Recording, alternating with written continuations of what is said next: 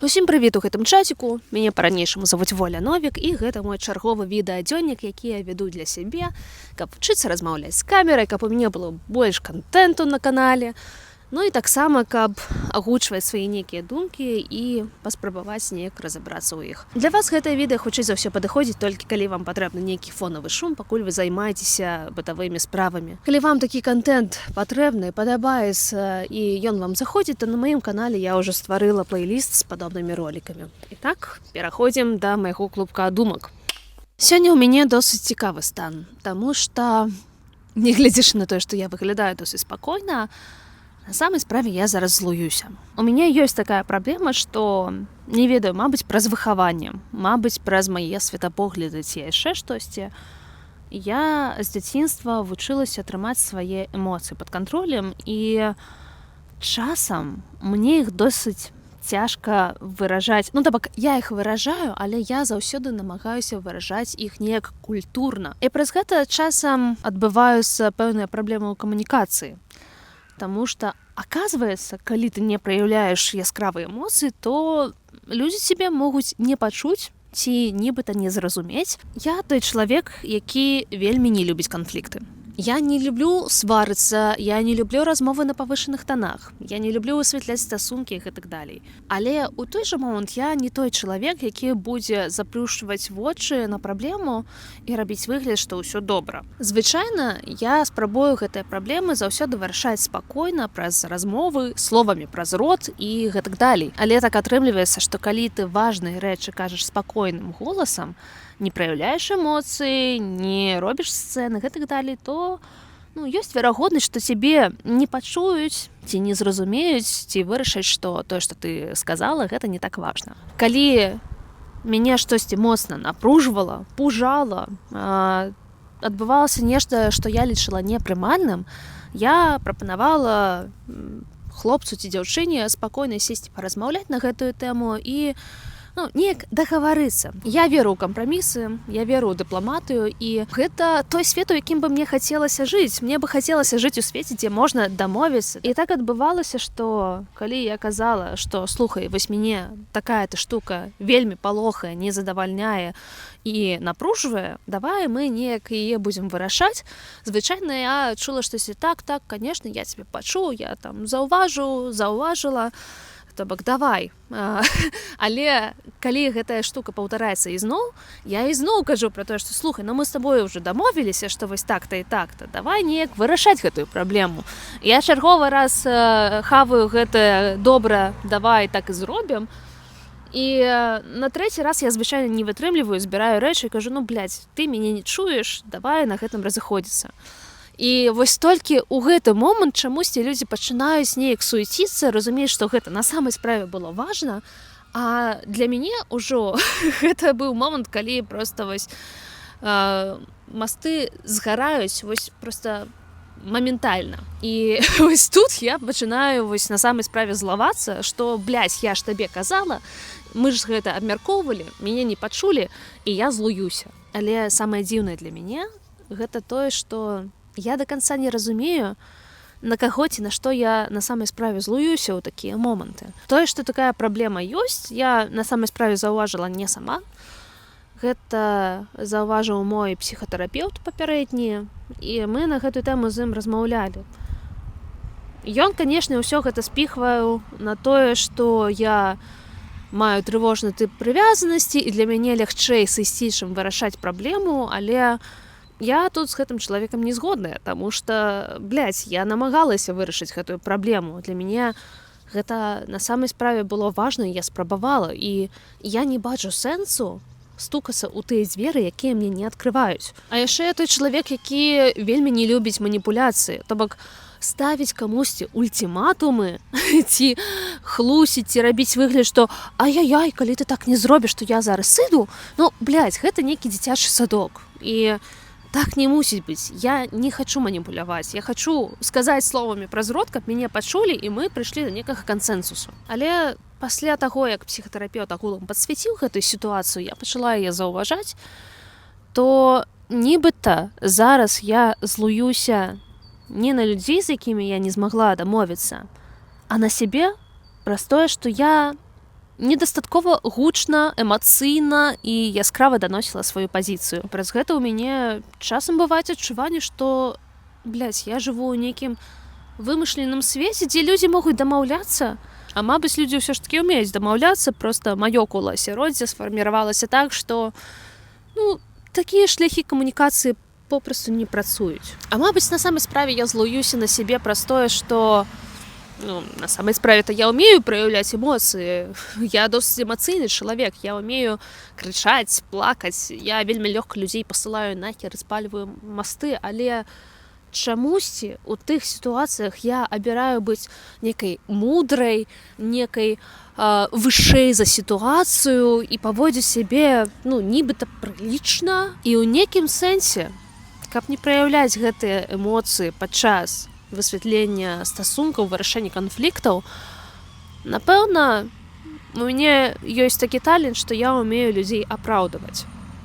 І каб на людзей не злавацца і не крычаць, я вельмі лёгка магу любому чалавеку знайсці апраўданне, але гэта працуе роўна да гэтай самай кропкі кіпення. Напэўна, я заплюшвала вочы на досыць відавочныя чырвоныя сцягі. Напэўна, я адчула тое, што хацела пачуць, а не тое, што мне казалі. Але, я зараз нейкім самагазлайтынгам займаюся. Не, няхай гэтыя ўсе людзі ідуць нахуй. Карацей, сітуацыя досыць непрыемная, і, напэўна, я буду на гэтым прыкладзе вучыцца, як у такіх сітуацыях паводзіць сябе ў будучыні. Але агулам, так дзіўна, што этыкет пабудаваны так, каб жанчыны былі менш закметныя, менш чутныя. Ты же девочка, будь мудрай женщиной, бла-бла-бла. Я гэта столькі разоў чула з дзяцінства, і нібыта гэтае правіла сапраўды для мяне працавала. Нібыта я себя адчувала лепей, што вось я такая класная, мудрая, умею кантраляваць свае эмоцыі. Я ж не істэрычка якая-небудзь. Але зараз я думаю, трэба наступны раз я буду з сабой насіць проста піратэхніку і рабіць фаер-шоу. З іншага боку, я сабой ганаруся. Ганаруся тым, што калі я ўсё ж такі гэтую праблему заўважаю і прызнаю, то больш я заплюшыць вочы на гэта не магу. У маім асяроддзі было немало прыкладаў, калі людзі занадта шмат прабачалі, занадта шмат рэчаў не заўважалі, і гэта ніколі не скончвалася добра. Напэўна, для гэтых людзей, мабыць, гэта і было добра. Акурат адчуванне бяспекі, тое, што ўсё стабільна і гэтак далей. Окей. Але акурат я так не магу і не ўмею. І не хачу, шчыра кажучы. Мне ўсё ж такі хочацца следаваць сваім прынцыпам і такім чынам неяк кантраляваць сваё асяроддзе, фільтраваць яго. І спадзяюся, што такіх сітуацый будзе меней. Такіх сітуацый сапраўды стала меней, але яны нікуды не зніклі.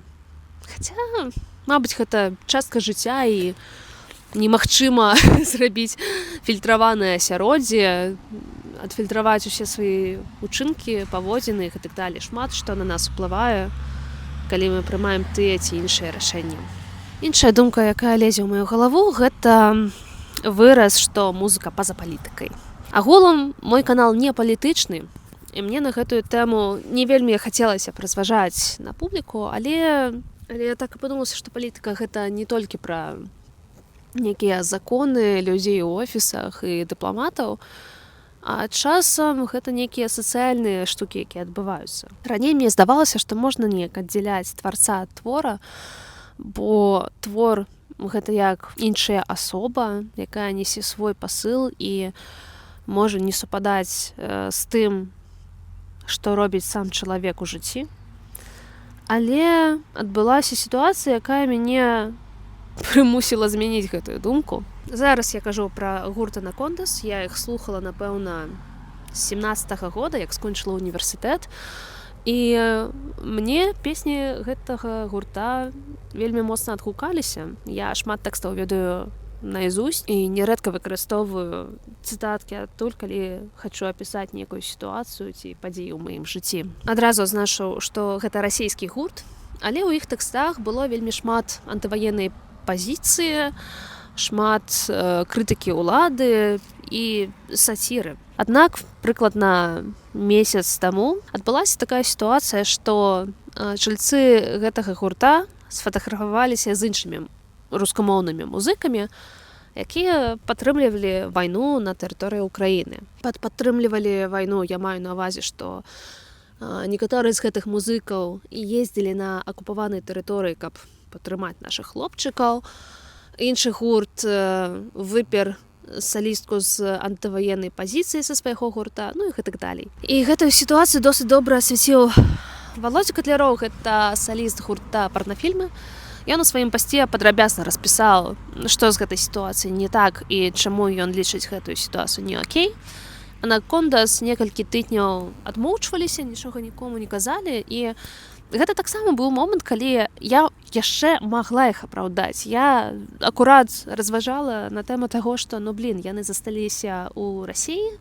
Гэта лічы, што людзі ў палоне, напэўна, ім нешта ці хтосьці пагражае іх сваякам, родным і гэтак далей. Але скончылася гэта тым, што праз некалькі тыдняў яны запісалі дыс на Котлярова. Проста 6 хвілін палівалі яго гаўном, казалі, што гэта не ягоная справа, распавядалі пра тое, як класна жывецца ў Расіі і што яны адчуваюць сябе тут значна свабодней, чым тыя, хто з'ехалі. Ну і тут ужо нібыта ўсё стала зразумела. І зноў жа паўтаруся, гэта быў мой любімы гурт. Досыць доўгі час я хадзіла на іх канцэрты. Я на рэпіце слухала іх песні і шмат якія тэкста ведаю на зубок. Але зараз нават тэксты, у якіх ёсць антываенны пасыл, я слухаць не магу, бо мне проста брыдка ад гэтай сітуацыі. Напэўна, гэта можна параўнаць з нейкім падарункам, напрыклад, кветкамі, якія калісьці вам прыносілі радасць, яны прыгожа выглядалі, яны смачна пахлі, і чалавек, які вам падарыў гэты букецік, шмат што для вас значыць. Але так атрымалася, што ў нейкі момант гэтыя кветкі згнілі, яны пачалі ваняць, і можна колькі заўгодна узгадваць пра тое, які гэты букет кветак быў прыгожым, але зараз ад яго нічога не засталося. Перастала слухаць я гэты гурт не таму, што так нібыта правільна, а таму, што інакш я не магу. У мяне сапраўды гэта выклікае зараз вельмі сумнае пачуцце, адчуванне, што мяне ці прыдалі ці наебалі. Але так, развітвацца з такім важным вялікім кавалкам майго жыцця, які у пэўным сэнсе дапамагаў мне перажыць цяжкія моманты, мякка кажучы, сумна. Больш кажучы, гэта пиздец як балюча. Але дзякуючы гэтай сітуацыі я зараз разумею, як мне рэагаваць на менш рэзанансныя выпадкі, таму што калі я змагла адмовіцца ад свайго любімага гурта, які у нейкім сэнсе пабудаваў маю асобу, бо я ментальна расла на гэтых песнях, то, напэўна, ад менш важных рэчаў я таксама лёгка магу адмовіцца. Ну і ў завяршэнне магу сказаць, што у мяне ёсць адчуванне, што апошнім часам я неяк, не ведаю, як па-беларуску гэта сказаць правільна, ачарствела. Што я стала больш грубая, менш адчувальная, больш прынцыповая. Але нягледзячы на гэта, я ў нейкім сэнсе рада, што так адбываецца. Бо раней любы разрыў я перажывала досыць балюча.